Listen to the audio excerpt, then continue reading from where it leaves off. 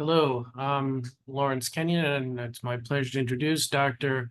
Melike Pekmezci, who is an associate professor of pathology and ophthalmology at the University of California in San Francisco, with primary subspecialty areas of neuropathology, ophthalmic pathology, and molecular pathology. She has authored and co-authored more than 100 peer-reviewed papers. Her research is mainly translational and focuses on diagnostic and prognostic markers of CNS and ocular neoplasms. Dr. Pekmezci has been a member of numerous professional organizations, serves in the editorial board of various neuropathology journals, and has given numerous regional, national, and international invited lectures and microscopic slide sessions. She has authored multiple book chapters, including chapters in the World Health Organization classification of CNS neoplasms, pediatric neoplasms and eye tumors, and one of the co-editors of the third edition of Diagnostic Pathology, Neuropathology, which I highly recommend. I've got the second and third editions, I believe. Anyway, without further ado, here is Dr. Pekmezci with her presentation today. Thank you, Dr. Kenyon, and thank you, AANP, for inviting me to give this talk. And I hope everybody can hear me okay and see my slides. Okay, so today's session is the hereditary tumor syndromes associated with CNS tumors, but I'm going to make a small change, if you will, and then approach this from the other end. And I will talk about the CNS, PNS tumors that are associated with hereditary tumor syndromes, because I think from the pathologist's point of view, it would be more pertinent for us to know when to think about a hereditary tumor syndrome that may be unknown up until that point. If the patient comes with a diagnosis of a hereditary tumor syndrome, it would help us, but not necessarily like that's the point of the talk today. I have no relevant financial things to disclose related to this talk, and these are the learning objectives. And we will start with WHO like we always do. So WHO has the genetic tumor syndromes listed, and I will try to touch up on most of them at least. But the table that I want to refer to you specifically is actually this table that is summarizing what kind of hereditary tumor syndromes that you should be thinking about in a certain clinical presentation or diagnosis of a tumor. And I'll try to do this by case-based examples. And most of these will be very straightforward diagnoses. There's nothing, most of them is not a diagnostic dilemma per se. So I will not really spend too long on the diagnosis or diagnostic details, but how to approach them really. So the first case is a 17-year-old with innumerable masses, as you can see here. It's a very heavy tumor burden involving the lumbosacral plexus, sciatic, intramuscular, and intra-abdominal nerves. And just by this imaging characteristics, you probably already have a diagnosis and a syndrome association in mind. For certain reasons, some of these lesions may look worrisome to the clinicians, and most likely you will get a biopsy of them. And this is a very textbook example of a nerve sheath tumor with bland oval to spindled nuclei in the background of this loose connective tissue, somewhat myxoid with short wavy fragments of collagen referred as shredded carrot. So this is, again, textbook example of neurofibroma in the setting of neurofibromatosis type 1. Which is an autosomal dominant disease. And as you can see here, there are multiple major diagnostic criteria. And then many of those are actually in the purview of us diagnosing. For example, we will be the ones most likely diagnosing neurofibromas or plexiform neurofibromas or optic pathway gliomas in these patients. And like I said, it's not necessarily like if this patient comes to your attention, there's already a clinical diagnosis. But if you see out of the blue neurofibroma, which has plexiform neurofibroma features, I would take it very kind of seriously, because you don't want to overcall some uneven cut of a neurofibroma as plexiform neurofibroma, because it has a significant clinical implication. But also, you don't want to miss that. So if there is a plexiform neurofibroma, you should be including that in your report so the clinicians are aware that there is this risk. So in general, tumors associated with this syndrome are in the spectrum of neurofibroma to MPNST. And two things that I want to briefly mention are plexiform neurofibromas that I already did, and this new mouthful diagnosis of AANP, atypical neurofibromatous neoplasm of unknown biologic potential. So this diagnosis is specific to NF1 patients, and it should not be used in the setting of a non-NF1. And it is specific because NF1 patients often have multiple neurofibromas, and it's difficult for the clinical team to know exactly which one to intervene and which one may become MPNST or not. So this diagnosis, that's why only applies to NF1 patients and should not be used for non-NF1, non-syndromic potential neurofibromatous neoplasms with some abnormal features. So with this, we put this on the top of our list with neurofibromatosis. One should be considered if you have a patient with multiple neurofibromas, or you are diagnosing a plexiform neurofibroma, or you are seeing an MPNST arising from a neurofibroma. So this is the other important, pertinent information you need to provide. Our next case is a 52-year-old man with a history of multiple intracranial neoplasms. And as you can see here, there is one in the left sphenoid wing with a dural tail that's brightly enhancing. And then there is one on the left CP angle, and then there was one in the right CP angle, which was removed. And then there is another tumor in the right cerebellum, so multiple tumors.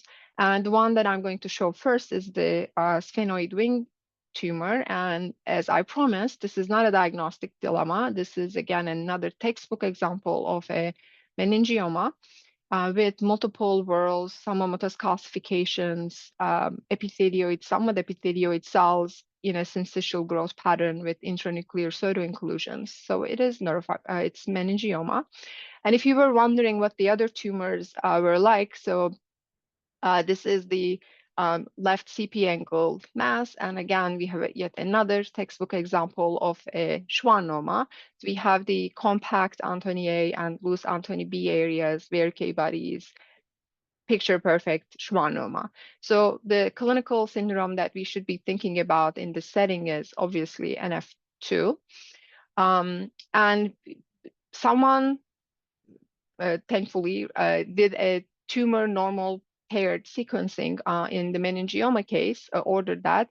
And then we found that patient has an germline NF2 variant that's about 50% allele frequency with loss of wild type allele due to monosomy 22q. In the tumor, the allele frequency went up to 94%. So you will see that this is a very common pattern of tumors usually losing the wild type allele. That's why there's only one allele of whatever gene is involved, and it is defective. So that's a very common mechanism that we will see in many cases.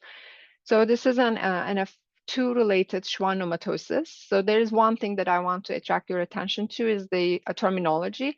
So we no longer really call that neurofibromatosis type 2, but rather it's now an NF2-related schwannomatosis. And the main reason for that is to differentiate NF2 from NF1 with a bigger split, because I'm sure you all noticed in the medical records at some point people stop referring to the NF1 or NF2, but just says like patient with NF.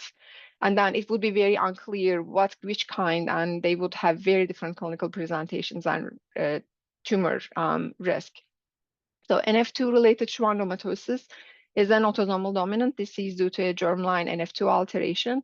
And patients often have multiple schwannomas, but the more pathognomonic one would be bilateral vestibular schwannoma. So if you have a case with bilateral vestibular schwannoma, it's most likely going to be an NF2-related schwannomatosis.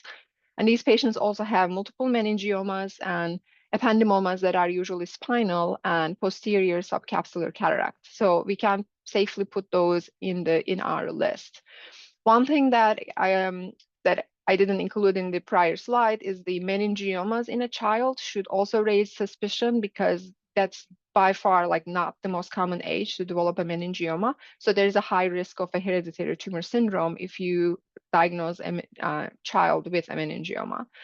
And there is an asterisk here with multiple schwannomas, because as you all are aware, this is not the only situation one can develop multiple schwannomas. For example, our case 3 is a 37-year-old man with history of prior nerve sheath tumors involving right peroneal nerve, C2, C3 nerve roots. And now he has this multinodular intradural extramedullary mass in L2, L3. And our small histology thumbnail, again, shows a good example of a schwannoma. So in this case, instead of having a germline NF2 mutation, this patient carries a germline LZTR1 variant. That's about, again, 50% allele frequency in the normal sample. And there is monosomy 22q, so it's getting rid of the wild type allele. And in the tumor, there is only one LZTR1, and that's abnormal. And in addition, there is a somatic NF2 variant. And this is usually this scenario that how one can develop multiple schwannomas in the setting of schwannomatosis other than NF2. So this group of diseases are usually due to germline LZTR1 or SMARCB1 or DGCR8. And they are all located in the same chromosome arm, 22q. And this is referred as a 4-hit mechanism, or you can think about it as a 3-hit in my mind. So you start with a germline LZTR1, and if the tumor basically is lost at the wild type 22q arm, so now all of a sudden you lost one allele of all 3 tumor suppressor genes, or 4 in this case. And then tumor will develop in the tumor. There will be another somatic NF2 variant, which will get rid of the entire NF2 or functional entire NF2.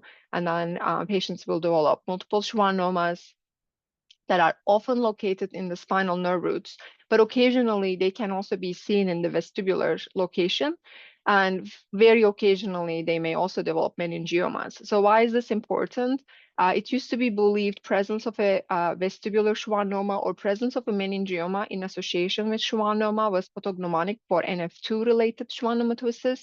But there are definitely cases with unilateral vestibular schwannomas or sometimes meningiomas associated with LZTR1-related schwannomatosis. So it's something to keep in mind. Okay, so we'll now move on to a few more less common tumors. So our case 4 is a 41-year-old man presented with a C2, C3 intradural extramedullary T1 hyperintense mass, and it is T1 hyperintense because, as you can see here, it's very, very pigmented in the gross specimen. And on histology, which matches the gross, we have a lot of pigment deposition, most of which is actually in macrophages, not necessarily in the tumor cells. And tumor cells themselves are quite scary looking, with prominent nucleoli and oval kind of nuclei in a somewhat fascicular or streaming kind of growth pattern. So with this, because we have clearly melanin pigments, the 2 main differential diagnoses in this case we should think about would be a malignant melanotic nerve sheath tumor, or maybe a primary meningeal melanocytic neoplasm, unless it's a metastasis of a melanoma. So we can do our immunohistochemical stains, and the tumor cells will be positive with both SOX10 and HMB45 and S100 and melan-A. So it will be positive with all melanoma markers and all the other markers that we use also for nerve sheath tumors. And our differential is listed here. So these cases often require more specific stains for specific tumor, like a surrogate markers for what genetic alterations these tumors may have. And one of those is a PARCAR1A stain, if you have it available in your lab. PARCAR1A is a gene that is mutated in majority of malignant melanotic nerve sheath tumors, and a mutation causes loss of expression, as this case here. If you do not have this stain, potentially, if you are really considering melanoma, you can think about a BAP1 stain, because BAP1 loss would indicate it's a melanoma rather than an MMNST. But some of these cases can only be resolved really with more like genetic studies, sequencing, or potential methylation profiling. So this case is a good example of malignant melanotic nerve sheath tumor. I think I skipped. So not every malignant melanotic nerve sheath tumor look like the one I just showed you, though. So I just wanted to show you a few different examples. The example on the left is more pigmented, a lot more pigmented, the example I showed, including the significant dark pigment in the neoplastic cells, versus the example on the right is there's barely any pigment at all. But this is still a malignant melanotic nerve sheath tumor, because if you were to do melanocytic markers like HMB45 melan A, this tumor is also positive. So there's a spectrum.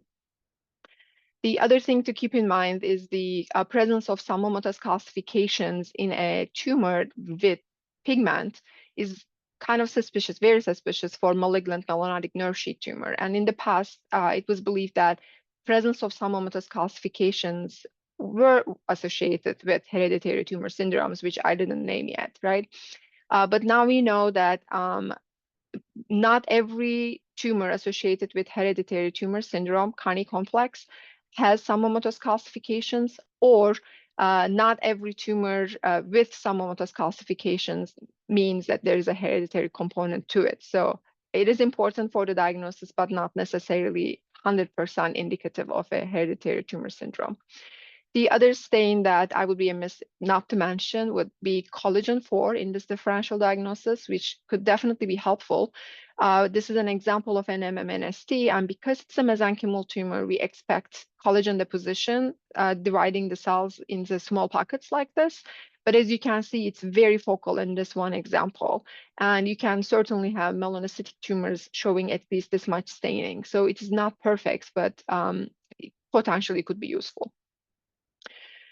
A few more words about malignant melanotic nerve sheath tumor. This used to be called melanotic schwannoma, which is no longer recommended because it is misleading, right? Schwannoma really implies that it is a benign tumor, and this is not a benign tumor, it's a malignant tumor, because there is an increased risk for local recurrence and even metastases. And staining pattern we already discussed. So PARC1A mutations are seen in this tumor, and Carney complex is basically depending on which series you read, Carney complex in 5 to 50% of the cases. So it is an important thing to mention because it is slightly more subtle maybe, and people might not be thinking about this as a tumor syndrome unless someone points it out to them. The complex, the initial complex described includes myxomas, cardiac myxomas, endocrinopathy, and pigmented skin lesions. And this is why if someone is not approaching the patient in a more kind of holistic way, may actually miss this diagnosis potentially. And as you can see here, malignant melanotic nerve sheath tumors are not even in the initial description of the Carney complex, but they are associated with the disease. And the other potential tumor that you may encounter in this disease as a neuropathologist would be a pituitary neuroendocrine tumor, usually somatotroph type. And there are all these other cutaneous skin lesions and myxomas and the pigmented nodular adrenocortical disease, which actually makes up the Carney complex in its original description. Right, so it found its place in our list. Moving on to our next case. 19-year-old woman with well-circumscribed spinal cord mass centered in C4, C5 with avid enhancement, as you can see. And consistent with that enhancing pattern, there are numerous capillaries. And in between these prominent capillaries, we have more than a few, tumor cells with large nuclei and vacuolated, somewhat cleared out cytoplasm. So this is, again, not a diagnostic mystery. I think most of you already recognize this as an hemangioblastoma, and to confirm, you may want to do an inhibin A stain, and potentially you could do additional stains to confirm your diagnosis of hemangioblastoma. And again, I'm assuming many of you are seen this case, a similar case before, and you know the association with von Hippel-Lindau syndrome. So in this case, we again have a tumor normal paired sequencing, and in the normal and the germline testing, we found a VHL allele that's pathogenic in about 50%. And in the tumor, the percentage went up, although it didn't really double, because as you can imagine in the from that image, there are so many normal endothelial cells and components of the blood, so it's not 100% tumor. And it is again due to monosomy chromosome 3p, where VHL gene is located. It is an autosomal dominant disease, and the main diagnostic criteria includes the retinal and CNS hemangioblastomas, as well as clear cell renal cell carcinoma and pheochromocytoma and paraganglioma. The important part is retinal and CNS hemangioblastomas are really only seen in only 25% of hemangioblastomas are seen in the setting of VHL syndrome, but 80% or more of the VHL patients will actually have CNS hemangioblastomas. And that median age of 33 is on the younger side if you compare it with the sporadic hemangioblastomas. And this might be the earliest presentation of the syndrome. So even though, like we always think about it, these patients may present with a renal tumor at the same time with an hemangioblastoma, in most patients, this might be the first presentation. So considering that connection and suggesting germline testing may actually lead to an early diagnosis of an unknown renal tumor potentially. So the other two examples that I'm going to skip for time constraints, because I really don't want to spend time on these like very well-established associations with tuberous sclerosis and SEGA, as well as P10 hamartoma syndrome, so Cowden syndrome and Lermont-Duclau disease, even though they are very picturesque. I'm going to skip them so we have a longer discussion maybe with our later cases. That's why I'm just going to go jump to case 8 here. Which is a 9-year-old girl who presented with 2 weeks of emesis, progressing to lethargy, and MRI showed the enhancing mass filling the entire third ventricle. And on biopsy, the mass was composed of these primitive neuronal-looking cells in sheets and making these rosettes. And on a close-up, you can appreciate maybe some homocyte rosettes thrown in between. And the tumor is diffusely positive with synaptophysin, consistent with an immature neuronal tumor. And neurofilament shows maybe patchy focal staining, but it doesn't stain the entire thing. So again, not a diagnostic mystery. This is a pineoblastoma. And the question here is, what could be the hereditary tumor syndrome associated with pineoblastoma? And for that, we'll start with the genetic subtypes of pineoblastoma. And we approach it as basically many of them are driven by MYC or FOXR2 alterations, and they do not have any known associations with any hereditary tumor syndromes. And there's a subtype that is associated with RB1 alterations, and the gene name itself is enough really to think about the hereditary tumor syndrome, retinoblastoma. And the other subgroup are due to mutations or alterations in the microRNA processing genes, including DICER1, DROSHA, and DHCR8. So among these, RB1 and DICER1 are associated with hereditary tumor syndromes. And we did sequencing of this pineoblastoma as a tumor-only specimen, and we found that there are 2 DICER1 variants, both pretty close to 50% allele frequency, which is very concerning that one of them could be a germline variant, although this patient did not have any further testing, so I cannot really say which one or any of them, but it is definitely, this is something that we should be recommending. What is a DICER1 syndrome? It is again an autosomal dominant syndrome due to a mutation in the DICER1. And the prototypical tumor with this hereditary tumor syndrome would be the pleuropulmonary blastoma. And this actually might be the very first presentation. But in neuropathology, we encounter a lot of tumors associated with DICER1 syndrome, including pineoblastoma, pituitaryblastoma, this one of the newcomers in the block, primary intracranial sarcoma DICER1 mutant, as well as the embryonal tumor with multilayered rosettes, so ETMR cases that do not have C19MC alteration.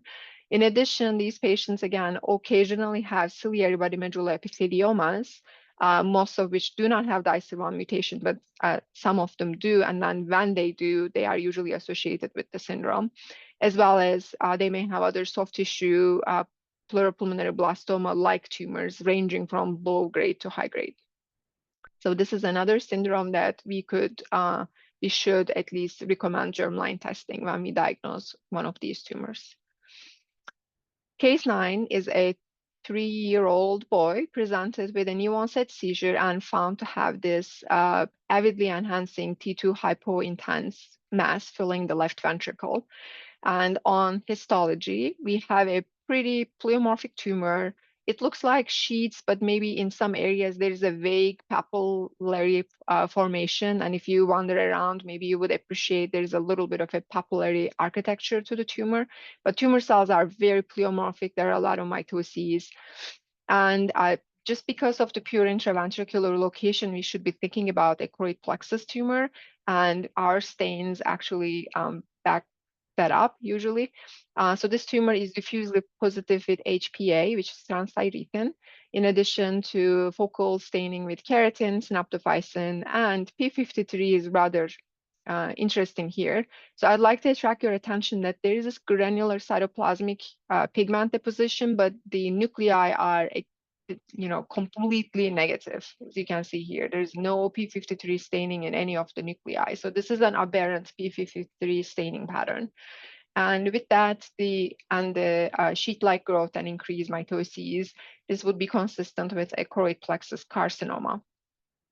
So the genetic alterations of choroid plexus carcinoma are kind of simple and similar in the sporadic versus hereditary settings. So this tumor showed a TP53 intragenic deletion of exons 2 and 4, which explains why maybe we do not have any staining, and a hyperdiploid genome, which is again very common in choroid plexus carcinoma as opposed to a hypodiploid genome of choroid plexus papillomas. And we do not have a follow-up, unfortunately, for germline testing. Hopefully, we've done that because that TP53 alteration, there is a strong chance that it could be present in the germline. And if that is the case, it will be consistent with Li-Fraumeni syndrome. So it's not true for all cases. I'm trying to say not all choroid plexus carcinomas are seen in the setting of Li-Fraumeni syndrome. It's only 40%. But all patients should be referred or offered genetic counseling because this is probably one of the earliest presentations of Li-Fraumeni syndrome, as young as you can get in a 3-year-old. The most common really tumor association with Li-Fraumeni would be a breast cancer, but this is not until later in life. So sarcomas and osteosarcomas and brain tumors are relatively earlier, brain tumors being the earliest. And choroid plexus carcinoma is by far the earliest among those because they are usually seen in infants. And if we do additional testing such as methylation profiling, most of them will match to the high-risk type B methylation cluster. Other tumors that we can encounter in Li-Fraumeni syndrome include medulloblastoma. And when we have a medulloblastoma, it's always sonic hedgehog activated TP53 mutant type. And very frequently, they would be large cell anaplastic histologic type. And the other tumors in usually young kids could be high-grade gliomas. They are usually IDH and H3 wild type. And they may or may not demonstrate giant cells, but if they do, especially, you should be thinking about a hereditary tumor syndrome. And these tumors often are NF1 mutant and MYC unamplified, and they would actually match to the MYC unamplified pediatric GBM molecular type usually. And there are occasional cases that would go to RTK1 as well. And in a young adult setting with Li-Fraumeni, most of the tumors end up being a usually lower grade IDH mutant astrocytomas. And the unusual thing about them may be the incidence of non-canonical IDH mutations, non-R132H, are more common in this setting. So if you have a young adult, maybe with a non-canonical alteration, especially if the tumor looks a little kind of unsettling, definitely think about Li-Fraumeni syndrome, and at least to a minimum double check if the patient has any other risk factors, and then recommend further testing. And here again, we found the Li-Fraumeni in our table, and there's another asterisk. So it means that this is not the only hereditary tumor syndrome that we can see a anaplastic large cell medulloblastoma. So let's show you an example of that. So this is a anaplastic looking medulloblastoma because of the location, involving a 7-year-old girl. And you can see really large atypical cells, quite large, with a lot of mitotic activity and a lot of apoptosis going around. And you probably do need to confirm that this is a medulloblastoma, and the tumor showed at least focal synaptophysin staining. And we do our usual workup to kind of with our surrogate markers to do a molecular classification. So the tumor was positive with YAP1 and GAB1 and did not show staining with nuclear staining with beta-catenin. So it is SSH activated. And P53 showed this diffuse, near diffuse staining pattern suggestive of a TP53 mutant tumor. So we have a large cell anaplastic medulloblastoma.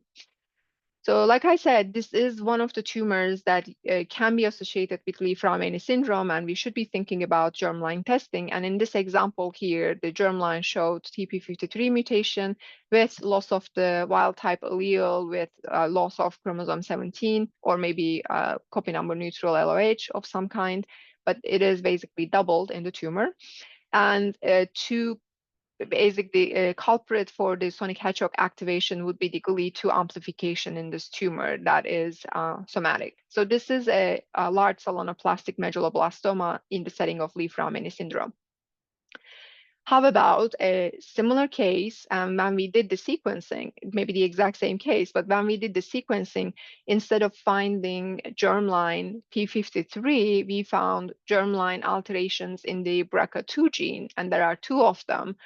And in addition to an unfortunate, this patient is pretty unfortunate, another variant in the BLM gene associated with Bloom syndrome. But all the other alterations that are specific for medulloblastoma, sonic hedgehog activation, GLI2, and TP53 mutants, TP53 are somatic, right? So this is considered a Fanconi anemia, sorry for that, it's overlapping. Fanconi anemia, hereditary tumor syndrome, which is defined by a presence of either homozygous or compound heterozygous alterations. In that example was BRCA2 gene. So these, hence the name comes as anemia because the initial descriptions of these tumors were due to progressive bone marrow failure that causes anemia. But importantly, patients actually develop a spectrum of myelodysplastic syndromes with some blasts or a lot of blasts or all the way to the AML. And these patients are also prone to other malignancies, usually oropharyngeal squamous cell carcinoma, interestingly, but also medulloblastomas. And sonic hedgehog activated TP53 mutant types with large cell anaplastic morphology are by far the most common, but you can also have group 3, group 4 tumors. So Fanconi anemia is an interesting group of diseases that are so far known 22 genes in this group. And they were initially described by earlier by somatic hybridization studies. That's why they are referred as complementation groups. And they initially found 4 genes associated with these groups as Fanconi anemia A, B, C, and D2. And these are not the first genes, but when they identified these, they know there was a D1. They just didn't know what Fanconi anemia D1 gene was yet. And later, they found that that was actually BRCA2 itself. So if patient has a germline BRCA2 variant only in one allele, patient would be prone to BRCA2 associated tumors like ovarian and breast malignancies. But if the patient has 2 abnormal BRCA alleles, then it would be referred as Fanconi anemia. And then later, they also found, after this, the pathway is now named as Fanconi anemia BRCA repair pathway because it is involved in the repair of an kind of abnormal DNA replication. I'll show you in a second. And later they identified additional genes, including PALB2, which is a very similar, very common, and frequently associated with medulloblastomas among these group of diseases, as well as BRCA1.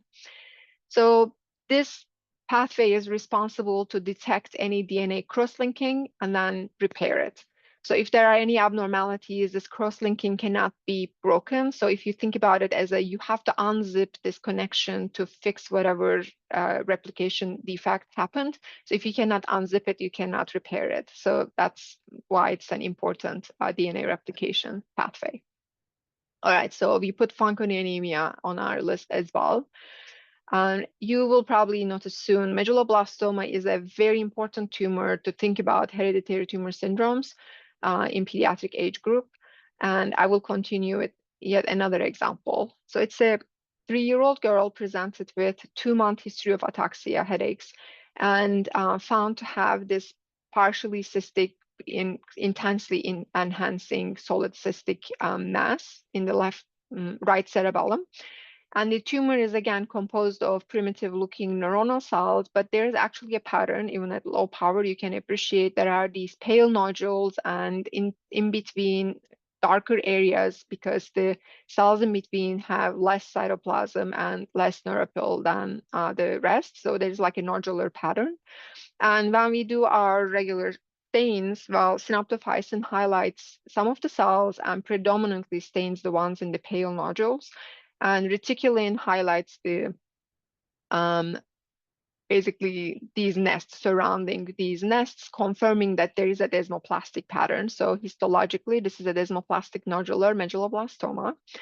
And as our surrogate markers for our molecular subtyping, the tumor was positive with YAP1 and GAB1, and again, negative with no nuclear staining on beta-catenin. So it's a sonic hedgehog activated tumor, and TP53 showed patchy staining, not necessarily increased or completely lost. So we suspect this will be an SSH activated TP53 wild type tumor. So what is the most likely hereditary tumor syndrome in this setting? And you all should be saying Gorlin syndrome. This particular patient, when we did tumor normal sequencing in the normal sample, the patient had patch1 mutation, again, doubled in the tumor due to loss of chromosome 9. And then there is a additional third promoter mutation. So patch1 is here the culprit for the sonic hedgehog activation. And as you can see here, there is no TP53 mutation. So Gorlin syndrome is an autosomal dominant disease, and the genes that are involved would be patch1, patch2, and SUFU, although the other two are less likely. However, the risk of developing a medulloblastoma is actually significantly higher in patients with SUFU mutations. It's 20% of patients who will develop medulloblastomas versus really only 2% of the patients with germline patch1 mutations will develop medulloblastomas. But when they do, the median age is pretty young. It's like 2 years old age. So it's again, most likely going to be the first presentation of this tumor syndrome. In addition, these patients may develop meningiomas, and the other neuropathology-related findings would be more of a developmental abnormalities involving the calcification of the falx or maybe macrocephaly or congenital facial abnormalities. So how about we have a similar case, now it's like a bonus case, 11B. We have a similar case, but when we did tumor normal paired sequencing, we found the patch1 alteration in the somatic line, and I'm hiding the normal on purpose. We found patch1 as a somatic alteration, that's the sonic hedgehog, and we didn't maybe find anything, or maybe we didn't look enough genes yet. So what is the other hereditary tumor syndrome that you should be thinking, which is another newcomer on the block, is ALP1 gene mutations, and this is called ALP1 medulloblastoma syndrome. And this is an important thing to consider because ALP1, for example, is currently not in our UCSF 500 panel, but we know which patients are at risk for further testing, and we would definitely get that testing done, and it will be in the future versions of our sequencing panel. So ALP1 medulloblastoma syndrome is an autosomal dominant disease due to germline ALP1 variants. And very similar to the schwannomatosis process that I earlier described, it's a 3-step or again 4-step process leading to sonic hedgehog activation in these tumors. So it is very close to patch1 in chromosome 9. So if the patient starts with a mutant ALP1, there's already one hit. And usually the second hit is the loss of the wild type allele. And then the third hit would be a patch alteration, mutation, or deletion, like happened in our case here, that causes medulloblastoma. So it is important because ALP1 is actually pretty common. It's 15% of all sonic hedgehog activated medulloblastoma. So this is rather common. And these patients are generally older. than the patch 1 or SUFU patients, but younger than those with the Li-Fraumeni. So the median age is about 6. So they do have a favorable outcome. So that's why it's maybe helpful to identify these patients who may not need so aggressive treatments. And that's an important, always important for pediatric tumors. So think about ELP1 if you have a medulloblastoma that is sonic hedgehog activated and TP53 wild type. Oh, one thing I didn't mention, they are always P53 wild type. Okay. Our case 12 is also a tumor located in the posterior fossa involving fourth ventricle of an 11-year-old girl.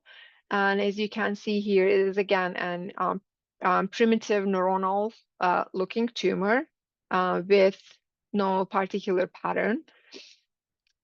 We again do our usual workup, and this time the tumor was positive with YAP1 and negative with GAB1 and showed diffuse nuclear staining with LUF1. And there was also scattered positive nuclei on beta-catenin stain, so suggestive of a classic medulloblastoma, which is WNT activated.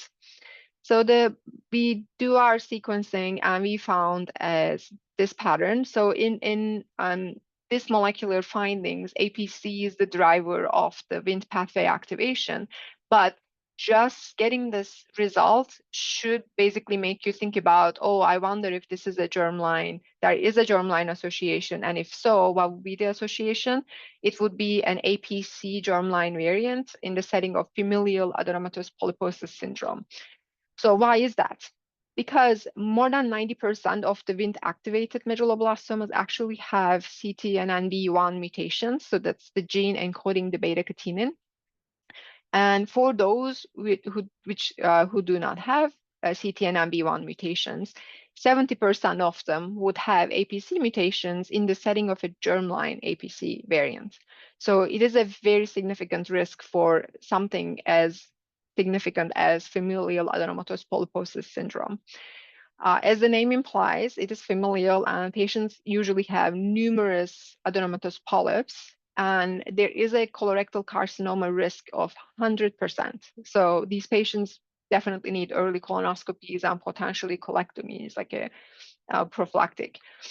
And there are additional risks for other tumors, but again, because of the age of presentation would be a lot younger than someone who would probably undergo regular colonoscopy, this would be a really important thing to diagnose when you have a WNT activated medulloblastoma that does not have beta-catenin mutation.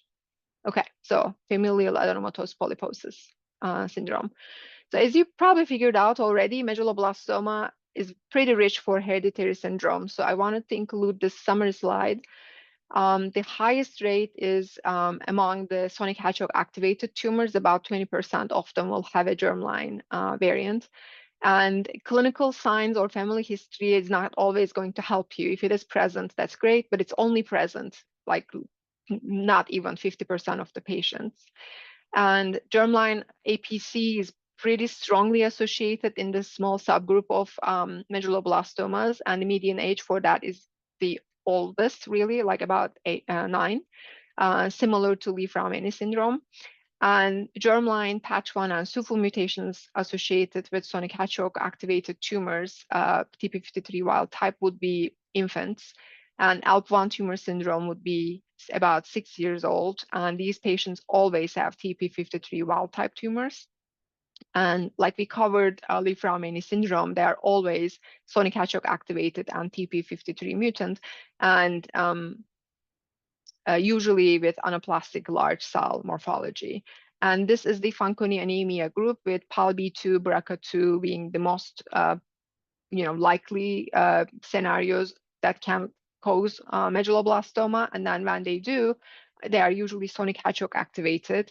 And this could be seen in any age, really, but they are usually in childhood. So think about germline testing of any childhood medulloblastoma. And our case 13, we are now switching gears. We got out of the posterior fossa. Now we have a 42-year-old woman with a And this is significantly older as opposed to everyone else we discussed so far, right? With a tumor located in the frontal kind of temporal lobe, brightly T2 flare, hyper intense, and now you can see the contrast enhancement, so high grade looking. And on histology, you can appreciate it is a diffusely infiltrating glioma with multiple giant cells scattered around, and we have increased mitoses. So we do our usual workup of a glioma or any glioma really in an adult patient. So this tumor was negative with IDH R132H, ATRX was lost, P53 was strongly positive in numerous tumor cells, suggestive of a TP53 mutation, and Ki67 is really high. So just briefly, this basically is already very concerning that you should be doing additional testing, that this could be an IDH, like a non-canonical IDH, first of all, or very unlikely, maybe a late presentation of a pediatric type H3G34 mutant tumor when you have ATRXP53 mutation and no IDH staining. But because we saw the giant cells, we were also, we ordered them up front, we got this staining pattern with our MMR stains. So that's one important thing that you should get out of this talk. If you see giant cells in a glioma, especially in a younger patient, like pediatric, young adult, think about a hereditary tumor syndrome. And one of those that you can easily screen with immunohistochemistry would be the MMR stains. And in this case, we have retained MLH1 PMS2, but loss of expression of MSH2 and MSH6. So we were already suspicious, okay, something is up. This tumor at least has loss of MMR stains. So it is just this by itself is important to suggest germline testing, right? And in this case, we have a paired tumor normal sequencing, and we found the MSH2 variant in patient's germline sample, which shows increased allele frequency in the tumor. And the tumor itself was associated with a hypermutant profile, right, with probably high MSI. And there are multiple additional mutations here. So this is a tumor in the setting of Lynch syndrome, and there is a mutation in one of the DNA mismatch repair genes in the germline setting, Lynch syndrome. And these patients have a significantly increased risk of colorectal, endometrium, and small bowel tumors. And risk of malignancy is really the highest with MSH2. And again, these patients may develop brain tumors. So the question is, how are we going to name them? So because the actual driver is the MSH2 and then all the other mutations happen, yes, they do lead to a tumor, but there are so many mutations, we don't know exactly which ones are the drivers, which ones are the passengers. It's hard to really categorize these tumors. And one of the proposed names is de novo replication repair deficient glioblastoma, IDH wild type. But if you do sequence many of these cases or do methylation profiling, many of these cases will go to pediatric type glioblastoma, RTK1 subgroup. So are they really pediatric type tumors or adult type glioblastomas? Or maybe we should name them something completely different altogether. That's not really decided yet. But these patients have poor prognosis, and they do have decreased response to standard GBM treatment, which is temozolomide. And you definitely do not want to irradiate these patients without thinking about additional risks of other tumors. Maybe the silver lining though, because these tumors are hypermutant, there is a potential role of immune checkpoint inhibitors in these patients. So as you can imagine, you can make a significant impact for this one patient and the entire family if you at least do MMR stains on gliomas when you get suspicious of a potential hereditary tumor syndrome. It could be family history, it could be age, it could be the presence of multinucleated giant cells. So it found its way in our text, in our table again. So there is very little room in our table, but we still have room. So our last case that we all discussed is a 5-year-old boy presented with a left eye deviation and then found to have this pretty large tumor with T2 flare like an invasive growth pattern, infiltrative growth pattern, and contrast enhancement. And there is a small thumbnail before I switch to the WSIS slide that demonstrates the multinucleated giant cells and mitoses and an infiltrative growth pattern, right? So this is the WSIS slides that I provided in case you want to spend more time with the case yourself. But you can see, again, very similar areas. This is probably where I took the picture from of pleomorphic cells with multiple nuclei in many areas. If I zoom out, we will actually appreciate there are more patterns in this tumor. For example, there is this region which is supracellular with almost like a primitive neuronal look to it, with multiple mitoses everywhere. We have microvascular proliferation, we have necrosis. In this case, it's highly malignant looking. And the biggest clue really here is, well, patient age. So why does a 5-year-old get a high-grade glioma? This should always be a little concerning.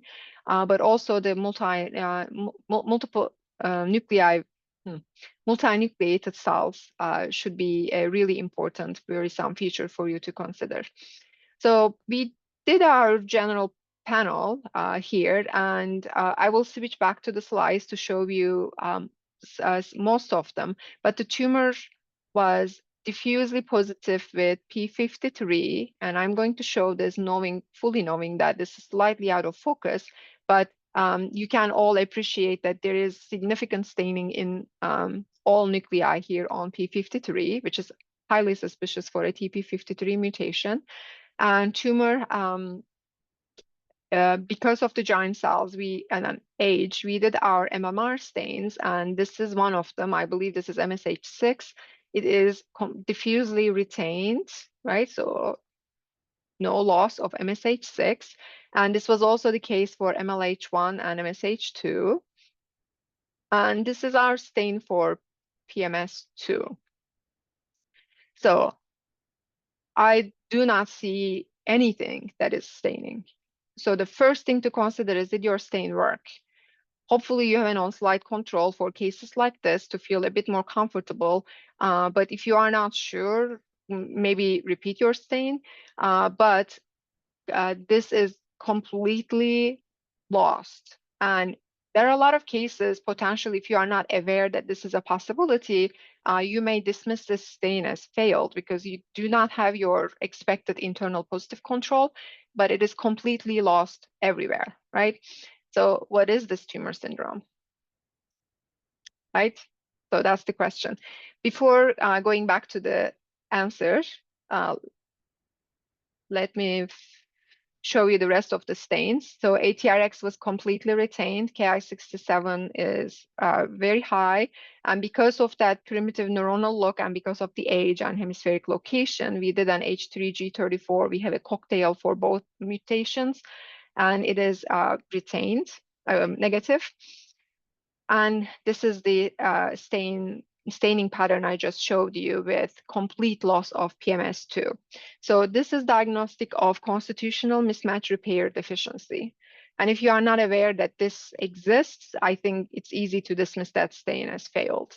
So we did sequencing, tumor-only sequencing in this case, and found an extremely high somatic mutation burden, more than like almost, how much is that? 280 mutations per megabase.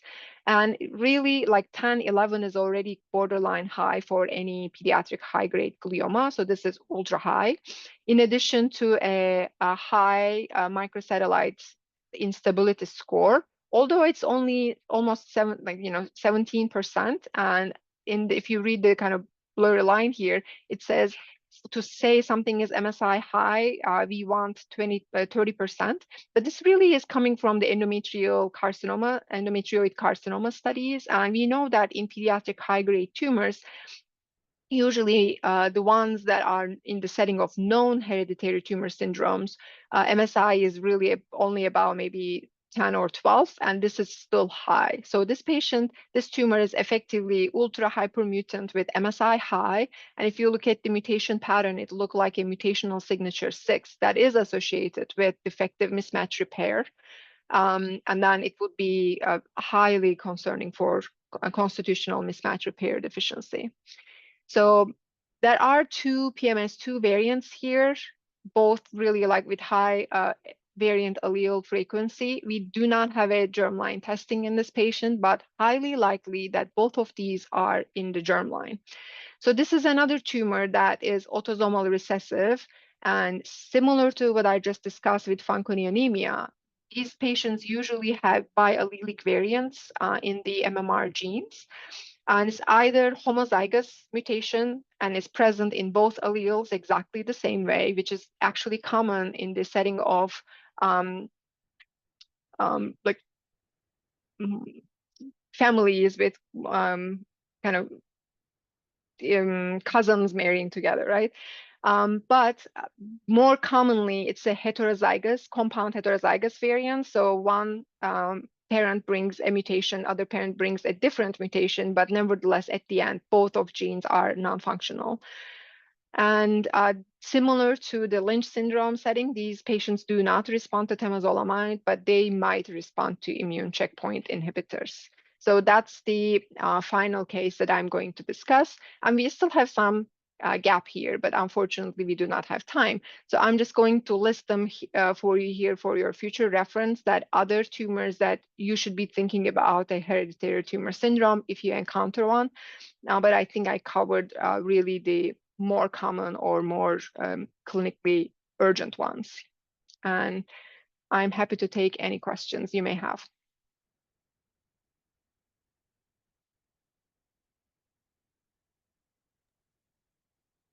Okay. Can people hear me? Yes. Okay, good. All right. So we have some questions in the chat box. We have from Mark Cohen. It says, great talk. Did the last patient have cafe au lait spots? Yes. So Okay. one thing that I didn't mention, cafe au lait spots without any other stigmata of neurofibromatosis 1 is very common in constitutional mismatch repair deficiency. Yeah. Okay. And another question is from Dr. Shang-Shi Lu. It says, in your experience, how frequently does adult GBM with giant cells actually show loss of MMR protein? I Adults. don't have an epidemiologic data per se, but we do stain it and we found not infrequently, but they don't always have germline alterations. So it could be MMR in the setting of a hypermutant tumor. So we still do it. It's not super common, but in young adults, it's more common. I don't have a number though. All right. Are there any other questions other than people showing their gratitude for excellent presentations?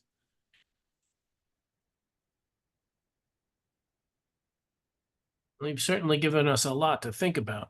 It was Hereditary. covering a lot of territory in 1 hour. Yeah, exactly. All Thank right. you again for joining today's AANP Teaching Rounds presentation. We would ask that you take a few minutes to complete a short evaluation. Completion helps ensure accurate reporting to the accreditation board. A link to the evaluation will appear on your Path LMS screen upon the conclusion of the Zoom meeting, or you can navigate back to the main course and select the evaluation option.